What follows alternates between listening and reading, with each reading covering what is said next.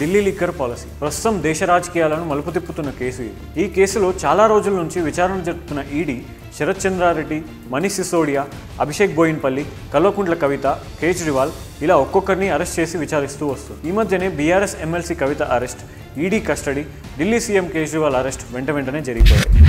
అయితే సరిగ్గా ఈ అరెస్టు జరుగుతున్నప్పుడే ఎలక్ట్రల్ బాండ్స్ అంశం తెరపైకి వచ్చింది. ఎలక్ట్రల్ బాండ్ల విషయంపై సుప్రీంకోర్టు ఎస్బీఐపై సీరియస్ అయిన విషయం మనందరికీ తెలిసింది.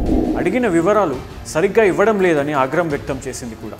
అయితే ఇక్కడ గమనించాల్సింది ఒక్కటే, ఢిల్లీ లిక్కర్ పాలసీ కేసులో అరెస్టులు, ఎలక్ట్రల్ బాండ్లు ఈ రెండింటి మధ్య ఉన్న సంబంధాలపై ఇప్పుడు అనేక అనుమానాలు. ముందుగా మనం ఇక్కడ మాట్లాడాల్సింది ఈ కేసులో కీలక పాత్ర పోషించిన శరత్ చంద్రారెడ్డి గురించి. నవంబర్ 2021లో ఢిల్లీలో అమలు చేసిన ఎక్సైజ్ పాలసీ కింద శరత్ చంద్రారెడ్డి 5 మద్యం రిటైల్ జోన్లకు లైసెన్సులు పొందారు. ఢిల్లీ ఎక్సైజ్ పాలసీ రూపకల్పనలో అవకతవకలు జరిగాయంటూ ఆ రాష్ట్ర చీఫ్ సెక్రటరీ గవర్నర్ దృష్టికి తీసుకెళ్లడంతో ఎక్సైజ్ పాలసీని జూలై 2022లో గవర్నర్ రద్దు చేశారు. రద్దు చేసిన ఎక్సైజ్ పాలసీపై విచారణ జరపండి అంటూ గవర్నర్ కేంద్ర హోంశాఖకు లేఖ రాశారు. హోంశాఖ ఆదేశాలతో ఈ లిక్కర్ పాలసీ కేసులో సిబిఐ ఎంట్రీ అయింది. సిబిఐ ప్రాథమిక దర్యాప్తు మొదలవగానే బీజేపీ నాయకులు కొన్ని పేర్లను కూడా మీడియా ముందుకు వచ్చి మాట్లాడడం జరిగింది. ఇందులో మనీ లాండరింగ్ జరిగిందని సిబిఐ ఈడీకి లేఖ రాసింది. అనంతరం ఈడీ రంగంలోకి దిగి దర్యాప్తు మొదలుపెట్టింది. దర్యాప్తులో భాగంగా కొందరి వ్యాపారవేత్తల ఇళ్లపై సోదాలు చేయడం, కొందరికి విచారణకు రావాలని చెప్పి నోటీసులు కూడా ఇవ్వడం జరిగింది.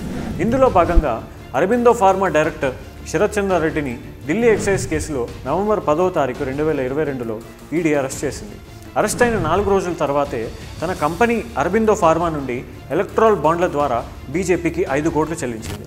ఆ తర్వాత డిసెంబర్ 6, 2022న శరత్ రెడ్డి బెయిల్ కోసం ప్రయత్నించాడు.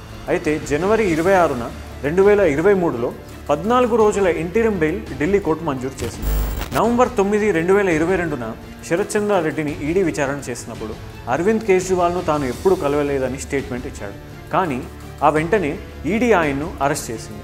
అయితే కొన్ని నెలలు జైల్లో ఉన్న తర్వాత శరత్ చంద్రారెడ్డి తన స్టేట్మెంట్ని మార్చడం జరిగింది. మార్చిన స్టేట్మెంట్ ప్రకారం అరవింద్ కేజ్రీవాల్ను ఆయన కలిసినట్టు ఒప్పుకున్నారు. ఆ తరువాత మే 2023లో శరత్ చంద్రారెడ్డి బెయిల్ పిటిషన్ విచారణకు వచ్చినప్పుడు ఈడీ ఎలాంటి అభ్యంతరం చెప్పలేదు.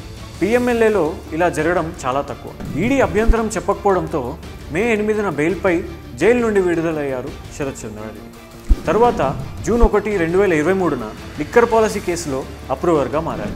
అప్రూవర్గా మారిన 2 నెలల తర్వాత మళ్ళీ అరబిందో ఫార్మా నుండి నవంబర్ 8, 2023న బాండ్ల ద్వారా మరో 35 కోట్లను బీజేపీకి విరాళంగా ఇచ్చింది.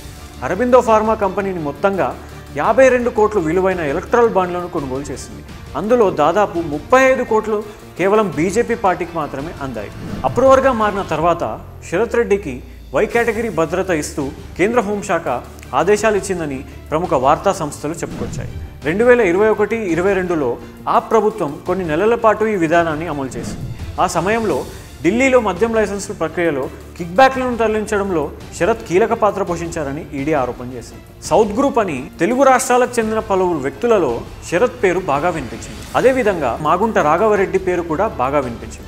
ఈడీ వారి స్టేట్మెంట్ కూడా రికార్డ్ చేసింది. అందులో ఆయన అనేక విషయాలు ప్రస్తావించారు. ఆ తరువాత మాగుంట రాఘవరెడ్డిని కూడా ఈడీ అరెస్ట్ చేసింది. అరెస్ట్ అయి బెయిల్పై బయటికి కూడా వచ్చారు. వచ్చిన వెంటనే ఎన్డీఏ కూటమిలో చేరి ఎంపీగా పోటీ చేయబోతున్నారు. ఈడీ కేసులు, అరెస్టుల తర్వాత ఎలక్ట్రల్ బాండ్లు మూట చెప్పిన వ్యక్తులకు, అలాగే కేంద్రంలో అధికారంలో ఉన్న పార్టీలో చేరిన వ్యక్తులకు ఈడీ కేసుల నుండి కొంత రిలీఫ్ రావడం ఇక్కడ బాగా గమనించాల్సిన విషయం. ఈ కేసు అనే కాకుండా ఇదివరకు కేంద్ర దర్యాప్తు సంస్థలు అనేక మంది మీద రైడ్లు, కేసులంటూ ఒత్తిడి తెచ్చి వారి నుంచి అధికార పార్టీకి విరాళాలు రాగానే కేసులను పక్కన పెట్టాయి. ప్రశ్నించే ప్రతిపక్ష నాయకులను సైతం ఈడీ, ఐటీ సంస్థలను అడ్డు పెట్టుకుని వేధింపులకు గురిచేస్తున్నారు.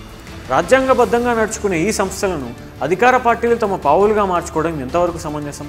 బాండ్ల ద్వారా దేశంలోనే అతిపెద్ద కుంభకోణానికి బీజేపీ తెరలేపిందనే విమర్శలు వస్తున్నాయి.